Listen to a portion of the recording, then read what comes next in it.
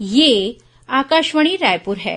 प्रादेशिक समाचार बुलेटिन के साथ मैं सुषमा श्रीवास।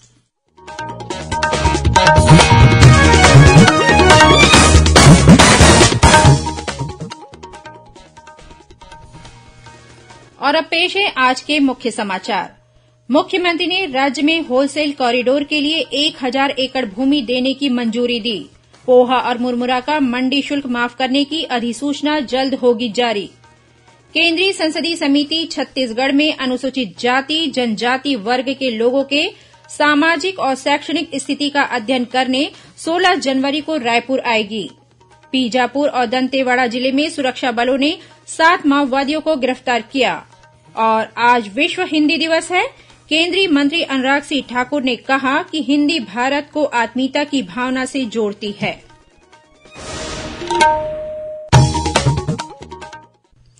अब समाचार विस्तार से।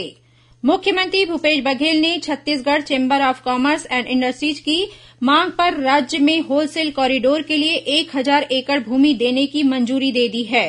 साथ ही उन्होंने कहा कि आगामी 4 महीनों के दौरान कॉरिडोर का निर्माण कार्य शुरू हो जाएगा। वहीं श्री बघेल ने पोहा मुरमुरा का मंडी शुल्क माफ करने की अधिसूचना भी 1 हफ्ते के भीतर जारी करने की घोषणा की है। मुख्यमंत्री आज रायपुर के पंडित दीनदयाल उपाध्याय ऑडिटोरियम में आयोजित Chhattisgarh chamber of commerce and industries के 63वें वार्षिक सम्मेलन में शामिल हुए। इस मौके पर श्री बघेल ने आवासीय प्रयोजन के लिए सुरक्षित भूमि में संचालित व्यावसायिक गतिविधियों का नियमितीकरण करने की बात कही।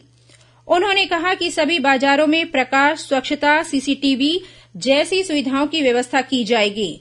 मुख्यमंत्री ने दूसरे राज्यों में बनाई गई वस्तुओं की खरीदी प्रविदेश में पंजीकृत जीएसटी व्यापारियों से ही करने की घोषणा की।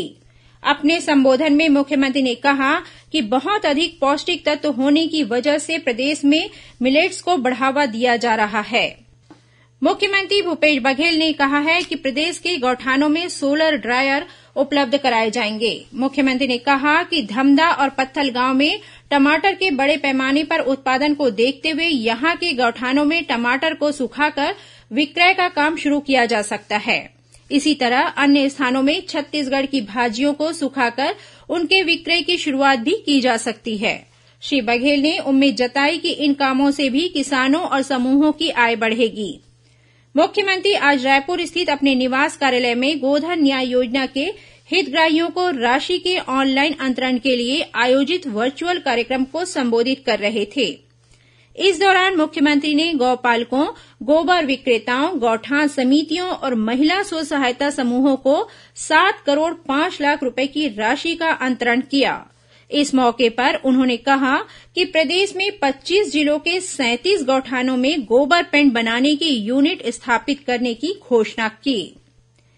केंद्रीय संसदीय समिति छत्तीसगढ़ में अनुसूचित जाति और अनुसूचित जनजाति वर्ग के लोगों के सामाजिक और शैक्षणिक स्थिति का अध्ययन करके लिए 1 दिवसीय दौरे पर रायपुर आ रही है। डॉक्टर कृति प्रेमजी भाई सोलंकी की अध्यक्षता में आने वाले इस दल की राज्य के मुख्य सचिव और वरिष्ठ अधिकारियों के साथ 16 जनवरी को बैठक होगी। इसके अलावा यह संसदीय दल अन्य संस्थाओं के साथ बैठक कर अनुसूचित जाति और जनजाति वर्ग के लिए किए गए कल्याणकारी कार्यों पर चर्चा करेगा।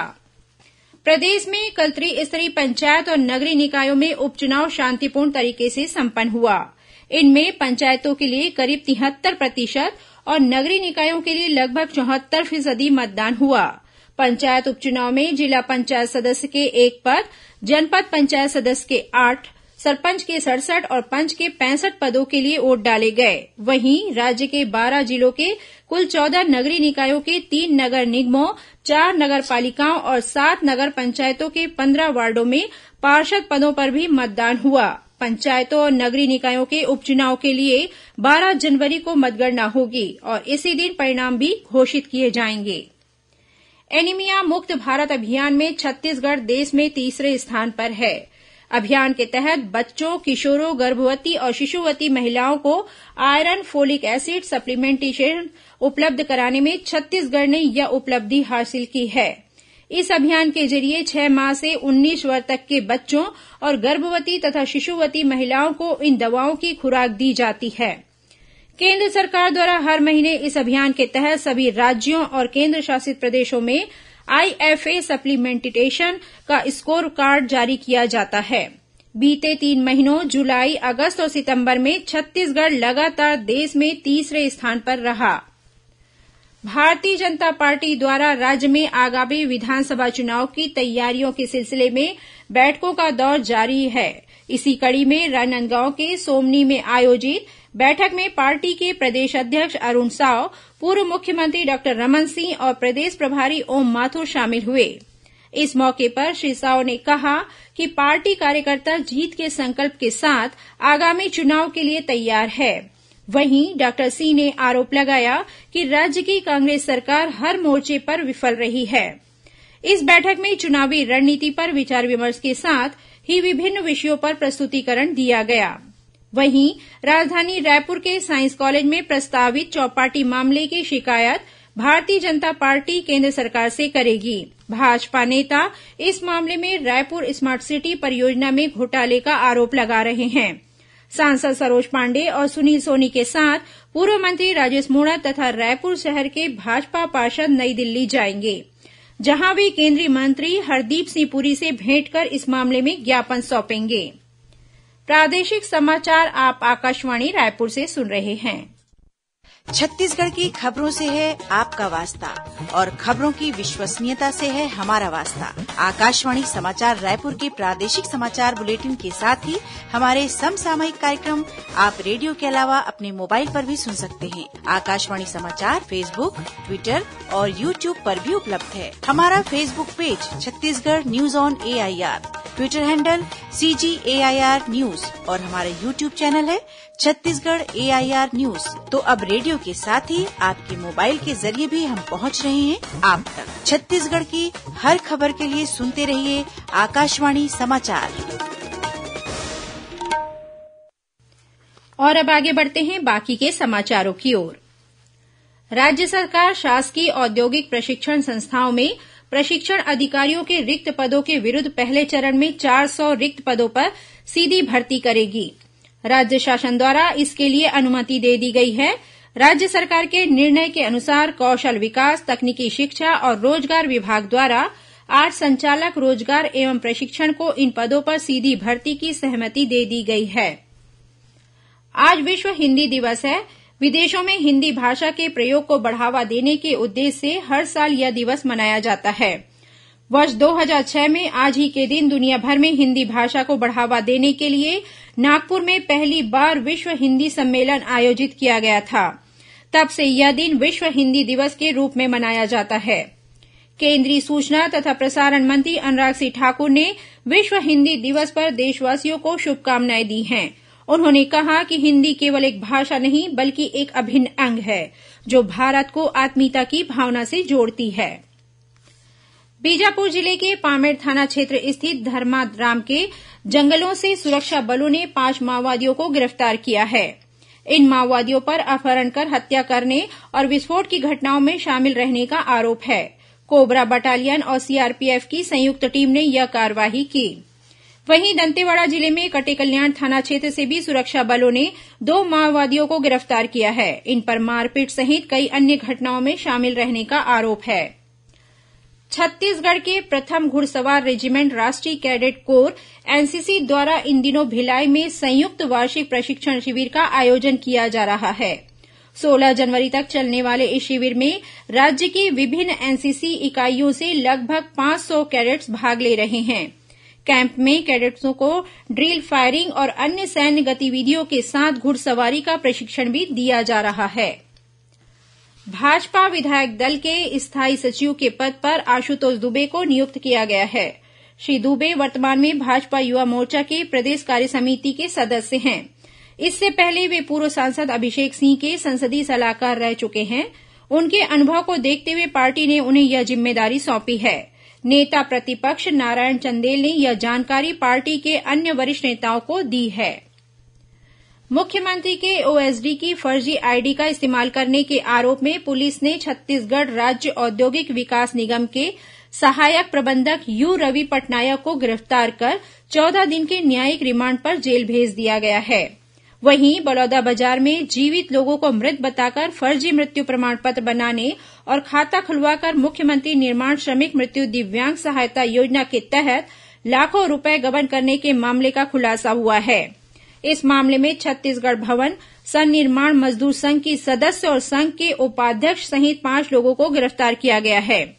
पलारी थाना क्षेत्र में एक महिला ने इस मामले की शिकायत थाने में दर्ज कराई थी।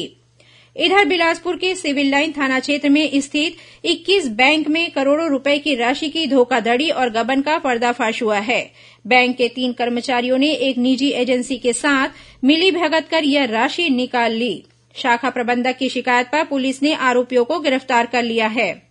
वहीं भिलाई में केएफसी की फ्रेंचाइजी लेने के नाम पर 9 लाख रुपए से अधिक की ठगी का मामला सामने आया है। सुपेला थाना प्रभारी के अनुसार अभनपुर नगर पंचायत के मुख्य नगर पालिका अधिकारी ने अपनी बेटी के नाम पर फ्रेंचाइजी लेने के लिए एक वेबसाइट पर आवेदन किया था, जहां से 2 लोगों ने खुद को कंपनी का अधिकारी बताकर अलग अलग किस्तों में राशि जमा कराई। और अब कुछ खबरें संक्षेप में। राज्यपाल अनुसुईया उइके ने आज अपने ओडिशा प्रवास के दौरान पुरी स्थित प्रसिद्ध भगवान जगन्नाथ मंदिर में पूजा अर्चना कर देश और प्रदेशवासियों के सुख समृद्धि की कामना की। रायगढ़ जिले में संचालित उद्योगों के प्रतिनिधिमंडल को प्रधानमंत्री टीबी मुक्त भारत अभियान के बारे में जानकारी देने के लिए स्वास्थ्य विभाग की ओर से आज एक कार्यशाला आयोजित की गई। कोंडागांव जिले में अधिक ठंड के कारण जिला प्रशासन ने स्कूलों के समय में बदलाव किया है।